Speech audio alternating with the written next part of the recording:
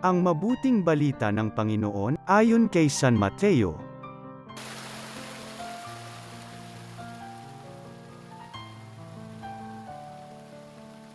Si Jesus ay ipinanganak sa Bethlehem ng Judea noong kapanahunan ni Haring Herodes.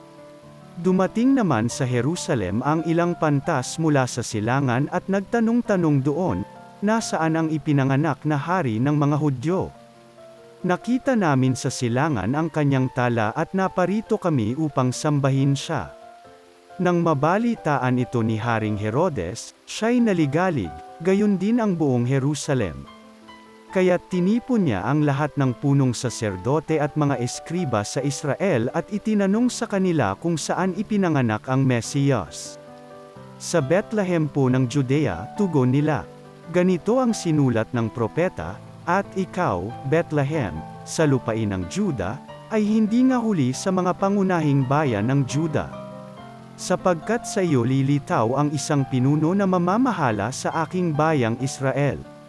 Nang mabatid ito, lihim na ipinatawag ni Herodes ang mga pantas at itinanong kung kailan lumitaw ang mga tala.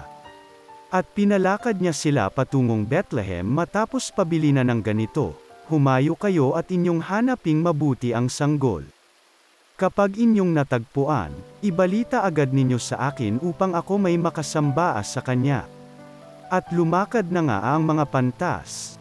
Muli silang pinangunahan ng talang nakita nila sa silangan hanggang sa sumapit ito sa tapat ng kinaroroonan ng bata, gayon na lamang ang galak ng mga pantas nang makita ang tala. Pagpasok sa bahay, nakita nila ang bata sa piling ng kanyang inang si Maria. Lumapit sila at nagpatira pa at sinamba ang bata. Binuksan nila ang kanilang mga sisidlan at inihandog sa kanya ang dala nilang ginto, kamanyang at mira. Nang sila'y pabalik na, sinabi sa kanila ng Diyos sa pamamagitan ng panaginip na huwag na silang babalik kay Herodes. Kaya, nag-iba na sila ng daan pauwi. Ang mabuting balita ng Panginoon.